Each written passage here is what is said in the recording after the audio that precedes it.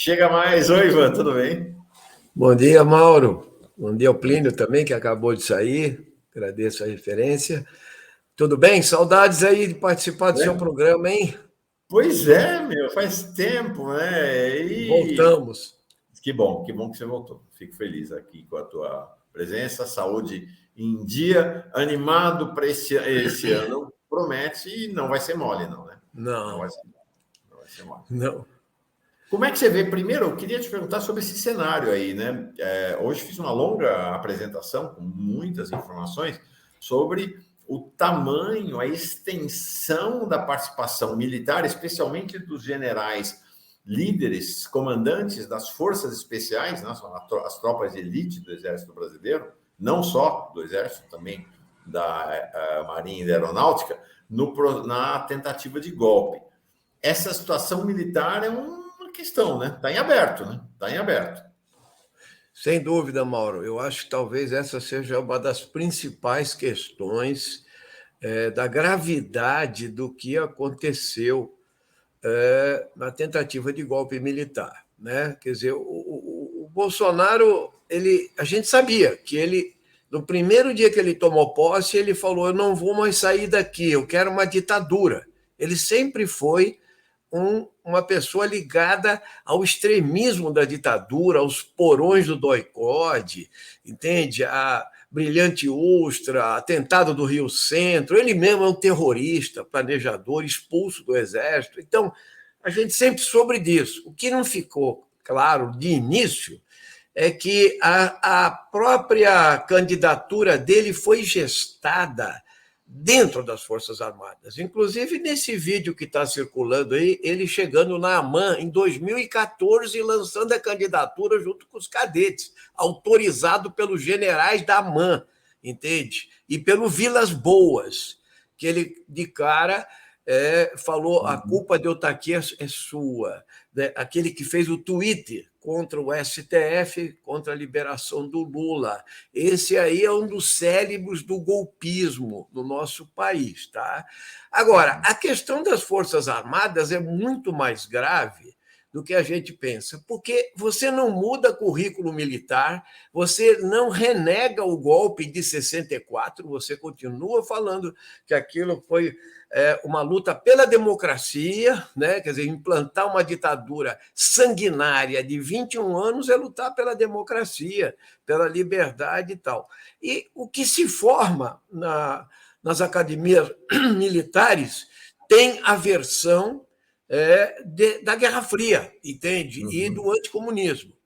Então, tudo que a gente assistiu com a Dilma já tinha o dedo militar, inclusive na Comissão da Verdade, porque eles nunca quiseram entregar os documentos, eles ficaram muito radicalizados contra a Dilma, porque a gente sabe o que aconteceu nos porões da ditadura, entende? A gente sabe o que foi aqueles 21 anos com esses sanguinários ditadores e tal, e inclusive com herança de sanguinários ditadores. Por exemplo, o Figueiredo deixou um neto aí na Jovem Pan que no dia 28 de dezembro falou: esses daqui são os generais melancia, citando o Tomás Paiva, o Valério Stumpf e mais um O Freire general. Gomes também, né? Não, O e Freire Gomes. O Freire Gomes é um pouco diferente, porque tanto o Freire Gomes quanto o ministro da Aeronáutica se negaram, na última hora, a endossar a aventura. Eles assinaram documentos Sim, ruins, eles prevaricaram no cargo.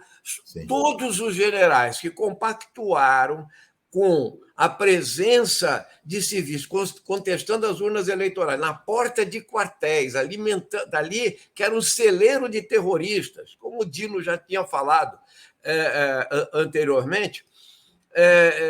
Todos eles, de alguma forma, foram coniventes, prevaricaram no cargo, e etc. Mas, é lógico, não endossaram a aventura e também foram vítimas da campanha do Braga Neto e do Heleno, né? Porque o Heleno, nós conhecemos essa figura, Mauro. A gente tem que recordar o que aconteceu em 77. Eu era preso político naquele momento. O golpe tentado o golpe dentro do golpe tentado pelo general Frota, entende? Tinha como ajudante de ordens o general Heleno. Entende?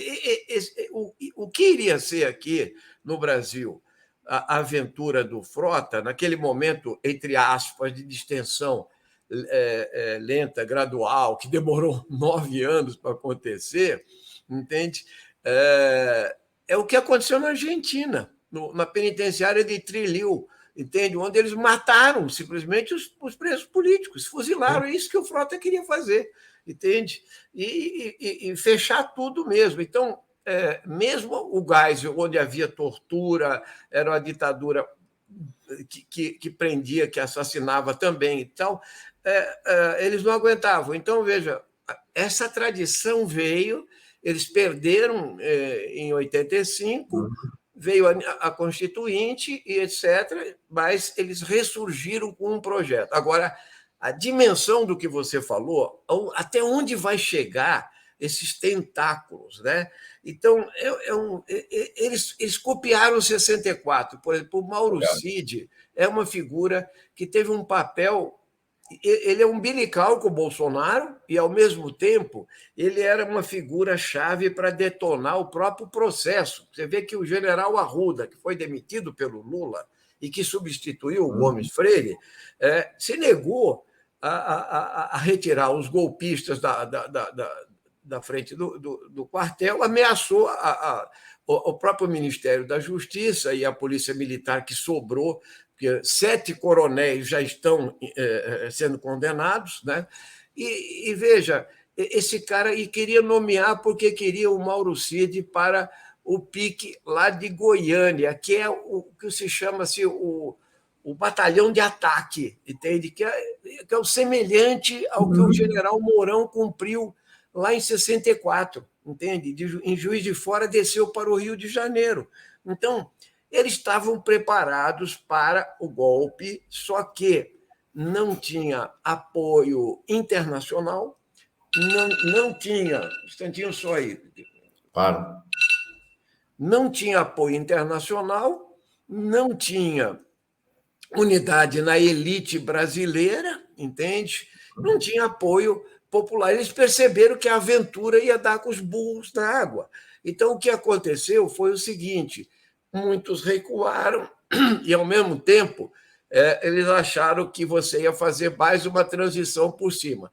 Aí está o papel também agora do governo Lula e do ministro da Defesa, porque nós precisaríamos de um ministro da Defesa, não que fosse fazer aventuras, não fosse levar em conta a correlação de forças, mas não dá para passar pano mais.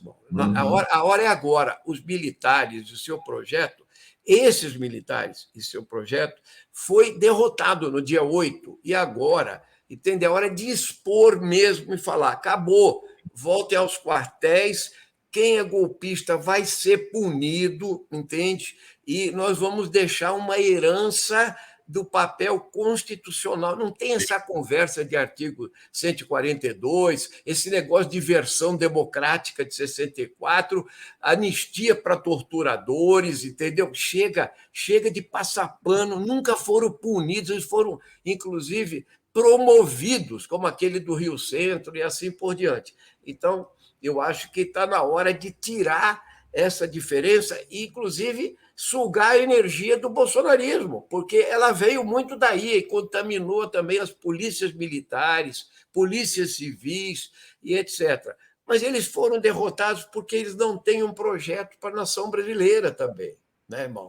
Então, a questão militar é a questão fundamental, entende? Nós devemos ir fundo nessa investigação. Eu acho que a Polícia Federal está fazendo um trabalho importante, entende? Não adianta chiar, porque os quartéis estão inquietos.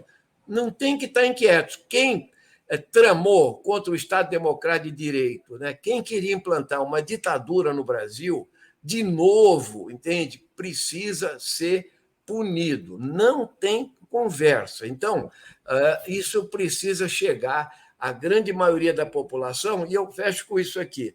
A grande mídia brasileira, Mauro, ela não quer saber, ela quer saber de contemporização. Editoriais do Estadão, da Folha, e etc., esses passapanos foram todos golpistas de 64 e lavajatistas do impeachment da Dilma. Então, agora está na hora de pagar a conta, entendeu? Eles querem passar o pano e continuar as transições por cima. Então, eu acho que a hora é agora. Eles fizeram uma tentativa frustrada de ataque ao Estado Democrático de Direito e golpe de Estado, e precisam pagar por isso, serem expostos por isso e serem punidos por isso.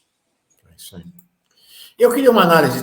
Antes disso, o superchat aqui do Jair, ele está esclarecendo. O Jair Cortez, que falou da eleição lá em Maringá. Diz que o Mário Verri, esse vereador que eu disse que era o pré-candidato lá, é pré-candidato a vereador, ou seja, a reeleição, e irmão do Enio Verri. O Enio Verri, que foi o líder do PT na Câmara, hoje está lá em Itaipu. O pré-candidato do partido, segundo ele, é Humberto Henrique, que está voltando ao PT. Valeu, obrigado pela informação. Ivan, queria seus dotes de político e analista da política agora para você analisar a situação do Bolsonaro. Essa possibilidade de prisão, por um lado, o cerco se fechando contra ele, e essa iniciativa de colocar uma manifestação de rua para não esse domingo agora, o outro domingo em São Paulo. Como é que você vê a situação do Bolsonaro nesse momento? Bem, eu acho que a operação que foi deflagrada aí, logo antes do Carnaval, botou os caras para tremerem mesmo. E o Bolsonaro é bem covarde, como você sabe, né? Ele é do tipo assim, vai indo que eu vou depois, entendeu? Mas ele planejou tudo. Ele é o chefe da conspiração. Ele é o ator principal de tudo que aconteceu depois da vitória do Lula, que ele nunca aceitou, que ele não quis passar a faixa, dos 800 mil que ele mandou para fora, de mandar vender as joias e de planejar o golpe de Estado, como está aparecendo agora em todas as gravações, e somente naquela nova reunião do Sindicato do Crime. A primeira foi do 22 de abril, que foi transmitida ao vivo, porque o STF abriu. A segunda agora, que o Mauro Cid escondeu, né, mano? Essa é importante, porque o Cid, ele escondeu essa questão, mas eles sabiam que ele tinha filmado. Eles filmaram. O Bolsonaro e o Braga Neto aparecem fazendo com o dedinho. Não está sendo gravado, mas estava. Estava gravada, e está claro o seguinte, o Bolsonaro... a viagem que você teve do ministro da Justiça e o secretário de Segurança, veja, 7 coronéis estão sendo condenados. E ele estava de férias lá, voltou e disse que perdeu o celular. É uma coisa incrível, né? Essas figuras, entende? Execráveis. O Heleno vai fazer depoimento na CPMI e diz que não teve nada, entendeu? Que ele nunca teve ligado a golpe de Estado. Agora está tudo aberto. O cara queria virar a mesa, o outro xingou o outro de cagão, entende? Então, a conspiração, aquele Paulo Sérgio que ia lá fazer pressão sobre o TSE, e etc. O ministro da Defesa ficar fazendo pressão sobre a urna eletrônica. Tudo isso é a arte do Bolsonaro e o Valdemar também. Valdemar, faz uma auditoria aí, nós queremos rever as eleições, mas não para governador e deputado e senador, só para presidente. Tascaram-lhe uma multa de 22 milhões, ele devia ter sido preso naquela hora, na minha opinião, não agora, o Valdemar, entende? Porque ele demorou. Entendeu? O Valdemar é aquela figura. Eu conheço esse cara desde Mogi das Cruzes, há 45 anos atrás, entendeu? Boy de Mogi. Nós de Mogi, entendeu? É o boy, entende? Esse cara. Veja o vídeo da ex-esposa dele, a Cristina Caldeira, que está circulando aí. É o segundo vídeo dela, não é o primeiro, não, é o segundo. Então, o que eu acho? Ele é diferente, ele não é um fascista. Não, ele é um malandro. É um fisiológico clientelista corrupto, entendeu? Ele sempre foi isso. Mas ele viu uma janela de oportunidade de gerar um fundo de R$1 bilhão, de fundo partidário eleitoral, eleger 1.000 prefeitos, não sei quantos deputados, ter poder, e com isso ele se ajoelha. Aí ele foi fazer uma entrevista lá em Mogi e fala assim: o Lula é o maior, entendeu? O Lula é muito popular. para quê, rapaz? O cara ajoelhou no milho para dizer depois, o Bolsonaro, o Lula não chega aos pés do Bolsonaro. Isso é uma piada, né? Um presidente de partido falar uma besteira. Mas voltando à questão do Bolsonaro, Mauro, a questão principal é a seguinte: ele se sentiu realmente ameaçado, entende? As coisas estão chegando perto. Eu lembro daquela gritaria dele: ninguém vai pegar meu telefone. Depois aquela brincadeira, né? Pegaram meu telefone. Então ele é aquele farsante, né? E ao mesmo tempo ele joga com o esgoto bolsonarista que o acompanha e que não voltou para o bueiro ainda. Então eles estão aí e tal, a bolha dele. E ele falou: pô, peraí, entendeu? Eu não tenho muito a perder se eu chamar uma manifestação, porque o que ele quer é proteção.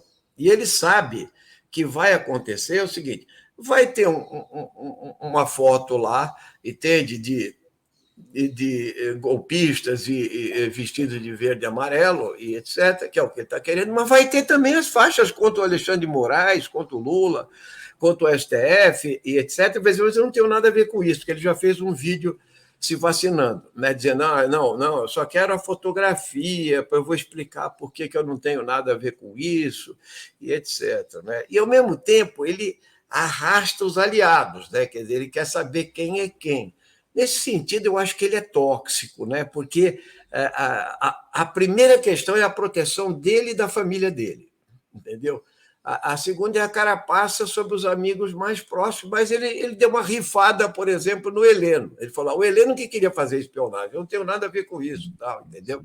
Então, eu acho que vai acontecer é o seguinte: a Polícia Federal, a PGR e o Alexandre de Moraes têm que ter um ritmo frenético, com provas consistentes, entende? Que tem que levar a outra fotografia. A outra fotografia é o Bolsonaro sendo preso, entende? Então, ele quer a fotografia da Paulista, mas não, o que o povo brasileiro nós queremos é ver ele lá, porque, inclusive, vai acabar aquela fantasia dele. O Lula é ladrão, entendeu? Que todo bolsonarista gosta de dizer, sem ter que apresentar nada, aquela farsa da Lava Jato, tal, com o Moro e companhia e toda a grande mídia brasileira. E eu acho o seguinte: mas a situação deles, o cerco está se apertando, e eu acho que ele tem que ser conclusivo. O que nós não podemos é deixar essa questão se arrastar, entende? Porque o que eles fizeram foram 4 anos, Mauro, de destruição total da nação, de valores e tal, da vida dos brasileiros, do meio ambiente do país, entende? Da decomposição da imagem internacional, entende? Do ataque à democracia, e sim, agora, o golpe de Estado, as instituições, etc. O Bolsonaro precisa ser punido. Então, é lógico que ele vai querer adiar ao máximo isso e, ao mesmo tempo, buscar proteção e manter a sua bolha unida. É assim que eu estou vendo essa convocação. Quero te convocar para mais um tema. Rebeca, voltou a luz em casa, Rebeca? Que bom. Ótimo. Voltei, bom dia, Ivan. Bom dia, Rebeca. Legal ter você aqui. Obrigado. A turma de São Paulo sofre com essa Enel, o Enel, aí, pelo amor de Deus. Ô, Ivan, uma última questão. Daqui a pouquinho vem o Edgar Pitino com um levantamento exclusivo aqui para o Fórum Café. Depois você vai poder ler também no nosso portal sobre as redes sociais depois da operação da PF. Vamos ver, tem surpresa aí. Ivan, uma última questão. A gente falou de militares, falou de Bolsonaro. Eu queria te perguntar sobre a sucessão na Câmara. Só vai ser em 2025, mas é um tema super presente. E o Lira. O poder do Lira, de fato, está diminuindo. Ele está aí, está rosnando, né, dizendo que continua poderoso, mas o poder dele está diminuindo. Como é que é o cenário? Você acha que ele consegue fazer o sucessor? Enfim, está voltando a Câmara? Na prática não voltou ainda. Vai voltar semana que vem para valer, né? Como é que você vê o cenário do Arthur Lira na Câmara? Não, primeiro, ele fez todo esse beicinho aí desde o final do ano, né? Quer dizer, ou seja, é tudo planejado. Veja, a gravidade dele não ter comparecido no dia 8 de janeiro, aqui, um ano do golpe. Isso é muito grave, entende? É muito grave, é uma ameaça, é uma chantagem, só mostra que ele continua bolsonarista, certo? Agora, é aquele oportunista de sempre, ele quer poder, entende? E, ao mesmo tempo, ele guardou um silêncio e mandou um montão de recados. Abre os trabalhos na Câmara, ele manda um montão de recados, entende? Faz ameaça, exige demissão de ministro, entende? E é lógico, né? Ele montou um esquema e uma estrutura de poder que é muito séria, a concentração que está baseada em você ter quase 28% das receitas líquidas, ou seja, das discricionárias, perdão. É um absurdo, Mauro. Veja, há 6, 8 anos atrás, um deputado federal tinha 8 milhões em emendas, agora vai para 46 milhões. Entende? Veja, isso compra prefeitos que reelegem deputados. Essa é a chave da questão. Entende? Então, emenda, a obrigatoriedade não é só da emenda individual mais, entende? É a emenda de Estado, é a emenda de relator, e a emenda, eles queriam ter a emenda de líderes, mas ela já existe na prática, porque o Lira não tem o mesmo que todo mundo. Ele tem 300, 400 milhões, o Alcolumbre, entende? Então, ele está para a campanha de senador já, e ele quer eleger o sucessor, e o sucessor é o Elmar Nascimento, porque esse é a continuidade absoluta dele e da chantagem política. O Lira é um chantagista, entende? E ele precisa ser denunciado como tal. Agora, ele tem poder hoje porque ele mantém uma estreita relação com a extrema-direita. Você vê que a extrema-direita não ataca ele, apenas pediu que ele fizesse... Eu tive lá na semana anterior do Carnaval, e o que aconteceu? Os bolsonaristas iam à tribuna só pedindo o quê? Ô Lira, não pode ficar invadindo a Câmara, gabinete de deputado fascista aqui, entendeu? Ou da espionagem, o Ramagem, o Jordi, e etc. Mas pedindo, entendeu? Não é xingando, não. Entende? Pelo contrário, entende? Ele precisa desse capital, ele precisa do Valdemar também. Quer dizer, 95 deputados pesam na eleição para a presidência da Câmara, entende? Não é pouca coisa, não. Então, é óbvio que nós sabemos que isso tudo quer culminar o seguinte, ele quer o sucessor. Então, na negociação que ele está fazendo com o Lula agora, ele já está chantageando por um apoio ao sucessor dele. É um absurdo, um ano antes, entende? E eu acho que o governo vai ter que operar com muita habilidade, não pode se submeter a todas as questões que o Lira vai ter que ter algum grau de enfrentamento, entende? Nessa questão, e há também os desejos e as aspirações de outros setores. Você lembra que o Bolsonaro já falou que não sobe em palanque que o Kassab está. Então, é o seguinte, ele já rompeu com o PSD, que é o partido mais confiável para o governo dentro do Centrão, entende? O MDB tem as suas aspirações também e o PR também tem. Então, precisa ver como é que essa coisa vai andar, entende? Como é que o processo do Bolsonaro vai isolá-lo politicamente ou não? Entende? As eleições municipais é isso. Qual é o capital político que ele vai aportar para as eleições municipais? Aí entre o medo da prisão dele e da prisão do Valdemar, né? E, logicamente, a situação econômica do povo, porque não pode haver uma debacle na situação econômica. Então, eu digo, o Lira é um perigo para a nação e para a democracia brasileira, na minha opinião. É isso mesmo. Ivan Valente, um nome histórico, mas histórico não quer dizer do passado, histórico e presente na luta política, na luta da esquerda brasileira, um orgulho para toda a gente de esquerda tê-lo no Congresso Nacional, na Câmara dos Deputados. Espero encontrá-lo semana que vem, então, por aqui em Brasília. Obrigado, Ivan. Abração. Eu agradeço, Mauro, Rebeca, prazer estar com vocês aí. Obrigado. Um abraço para vocês. Tchau. Tchau, tchau. Um abraço.